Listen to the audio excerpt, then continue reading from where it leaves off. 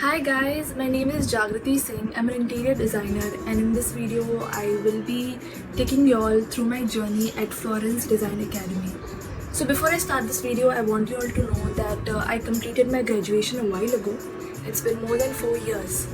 So now you may think that this video doesn't hold that much relevance, but I assure you all that if you watch this video till the end, you will definitely get some clarity and it will for sure make your decision making process a bit easy. Another reason that I'm doing this video is because even till now, I get random messages on Instagram from people asking me about my journey at FDA and would I recommend it to them or not. So now this video, even though it's very late, it's for anybody who's planning to go to FDA next year. I remember when I had to go to FDA, that time there was no review of anybody online. And so I was very skeptical, I was so clueless, I didn't know if I should go there or not. But that was the risk that I took and I went there. So I hope through this video you don't have to take that risk.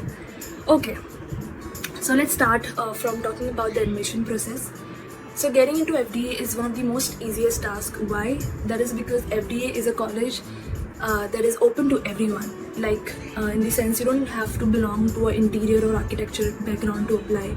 You don't need to have any skill set to apply. People from different walks of life, anybody can apply. In my case, I went there right after my 12th. So I just had to submit my 10th and 12th certificate, and I don't remember this clearly, but I think they did ask me for some of my sketches which I submitted, and then like within 2 weeks I got my acceptance letter. And then I had to pay the enrollment fee, and I got my enrollment letter, which I then took to the visa office, and my visa process started. And during the whole visa process, the college was very supportive. Whenever I had any query, they would be right there to assist me. So yeah, getting to Florence was very easy. Like, you don't have to give any IELTS or any kind of exam. Yeah, so that's that. Okay, so now let's talk about the location of the college. The college is situated right in the heart of the city. It's right beside Duomo. Back in the days, it was right beside Duomo, but later on they moved a little further away from the Duomo. I think just 10-15 minutes away from the Duomo. So now Duomo is a cathedral. It's one of the most famous and most beautiful places in the world. People from everywhere in the world, they come to see this majestic structure. It's a piece of art. It depicts the Renaissance culture, and it is also known as the Jewel of Renaissance. It is so huge and it is so beautiful to look at. It's so beautifully detailed and carved. It's almost unbelievable. Just imagine going to college every day and seeing Duomo on your way. That feeling was just priceless.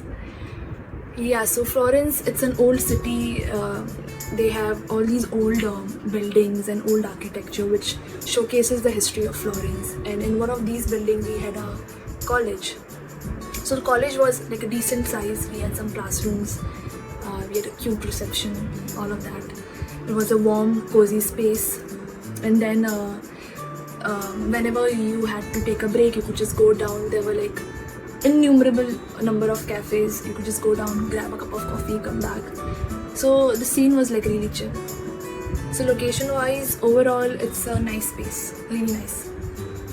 Now let's talk about the subjects and about the course. Now the course is divided in 3 categories. One is academic 1, then academic 2, followed by the master.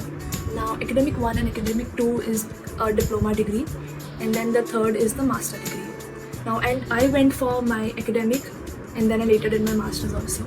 Now, academic 1 comprises of all the basic subjects like sketching, art history, interior design, interior decoration, AutoCAD, furniture design, blah blah.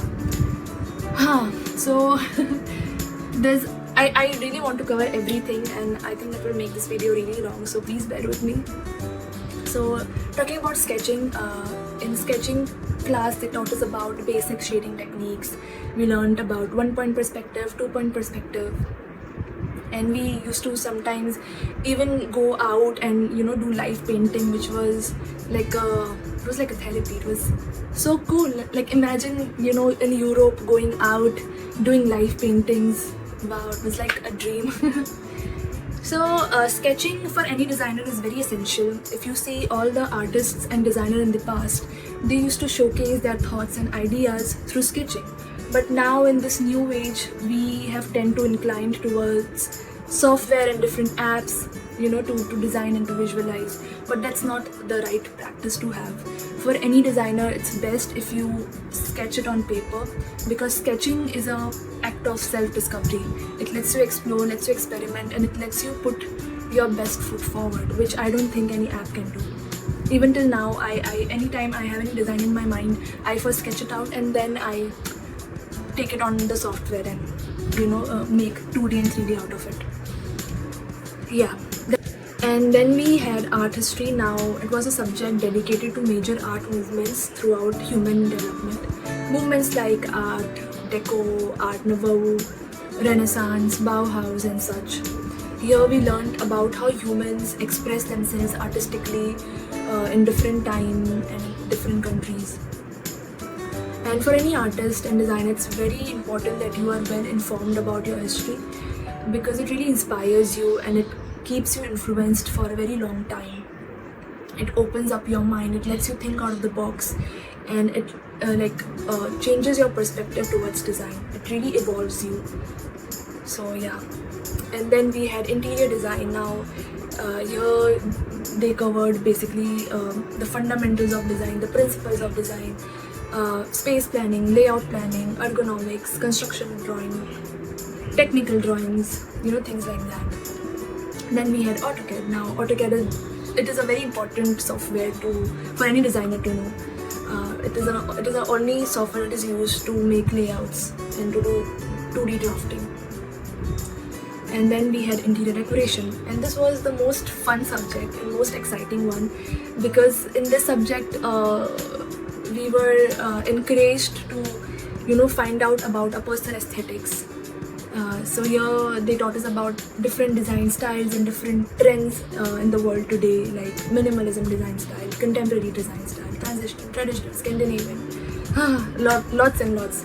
So our teachers used to give us really fun projects and really fun experiments to do, and in this particular subject it really helps you understand what is your personal taste. So it was very exciting. And then I remember we used to make small cutouts of furniture and we used to place them on the layout, and we would make different configuration of the sofa settings. So it was very engaging, and it was like very helpful. Guys, that was all about the academic one. Now let's come to academic 2. So during my second year, the college had come up with a new program called the dual course, which was comprising of academic 2 plus master. So what they were trying to do is they were combining the 2-year course into one, which was very much optional. If you want to do it separately, you can do separately. But I think they came up with this concept for people who wanted to save up on their time and money. So I opted for this course. So obviously this course was very challenging, because now the subjects had increased and they had become advanced.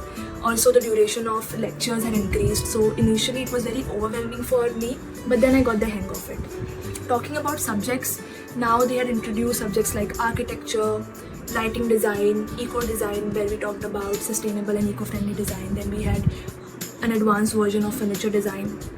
We had advanced softwares like 3ds Max, Rhino, Revit. And we also learned about portfolio making and web designing. They taught you about website making if you wanted to make your own website. So how would you do that? And then we had photography also, which was the most fun subject, because in this subject they taught us how to take photographs, the different kind of settings that is used in photography, and we also got to go out, do sightseeing, take random pictures of people. It never really felt like I was in college. I always felt like I was on a trip, which was the best feeling. So college tried to cover as many aspects to designing as possible, and they prepared us for everything. And towards the end of the course, they even taught us about budgeting, making estimation, calculating BOQ, how to calculate POP, how to calculate paint, how to remove the total estimation of the project. So it was comprising of a lot of things. Of course, when you compare the experience in the real world, it's different. And when you start working in actuality, there's a lot of details that you need to work on. But the college prepares you for that, which is a good thing. So yeah, I was satisfied. I was happy. and interior design is a learning process. You will never know enough. You will always keep evolving, and you will always learn something new every day. So that's there. And the best part about FDA is that they focus a lot on practical learning, which not every college does. I see a lot of colleges in India, they give a lot of importance to theoretical knowledge, which not really works in the interior field, because interior design is a field where, you know, it's better you have more and more, you know, real life experiences, and the college, they try their best to keep you prepared for the real world, which was the best part. Like for instance, we were given this one project which was almost like a real project, where we had this couple who wanted to renovate their house. So our teacher, he took us to their house. We were taught to take site measurements. We took their brief one-on-one, and based on that we worked on the layout, making the space planning, the furniture layout, the mood board, the concept board, the furniture board and everything. And we used to get one-on-one with them and show our ideas, and then we would get their feedback, and then we would rework on it. So it was almost like working in the real world. And then similarly we had one restaurant project in the same pattern. So I don't know if colleges anywhere else does that, which was very impressive. Guys, now let's talk about job opportunities. Now over here I'm going to try to be as transparent with you all as possible. So in Italy, language is a barrier. If you don't speak Italian, you're going to face a hard time finding any job. And like I remember during my initial days in Florence, I was looking for part-time jobs, and I was targeting all these all these malls and showrooms and brand outlets, because Florence is filled with them. And anywhere I would go, they would tell me, sorry, we cannot accept you because you don't speak Italian. And for them, it's very important that you speak their local language. But that being said, it's not the end of the world. I had friends who worked as nannies and personal tutors. So you have to keep looking, and you will definitely find something. Now talking about the actual job that you will look for after you finish your graduation. So after I finished my studies, I went to my teacher to get some guidance on this, and he told me, Jagriti, firstly, you're a fresher, so you are going to have a hard time finding a job. Secondly, you will have to move out of Florence, because Florence was an old city, it's a tourist city, you don't really have many job opportunities there. He told me that you will have to go to Milan, and you will have to maybe wait for 3-4 months, because jobs don't easily come to you. You will have to wait, you will have to be patient enough. So, but during that time I had some personal family issues, and because of that I had to come back. But yeah, so because of the language, finding the right job becomes a little problematic. But if you have the right talent, you are hardworking, you're smart, you go to Milan and you will definitely find something. So it's not like you won't find anything. You just have to wait, and you have to be hopeful. Yes, so before I end this video, I want you all to know that your real learning is going to be the experiences you're going to get throughout your time in Florence. In the sense that for any artist, any designer, it's a dream for them to, witness all these beautiful creation all around you. And Florence, it's a magical place. Anywhere you see, you are, you're constantly inspired, and you are every day evolving by looking at such beautiful architecture and such beautiful human creation. So it's very motivating, it's very inspiring, and you just learn so much through your surrounding.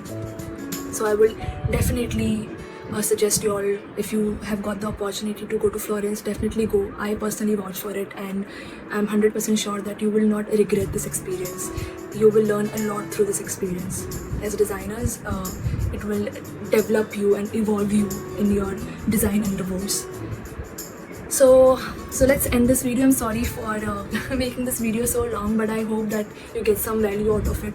And in case I have missed out on anything, do let me know in the comment box, and I will try to get in touch with you all. And also subscribe to my channel for more such interior related videos in the future. Thank you. Bye bye.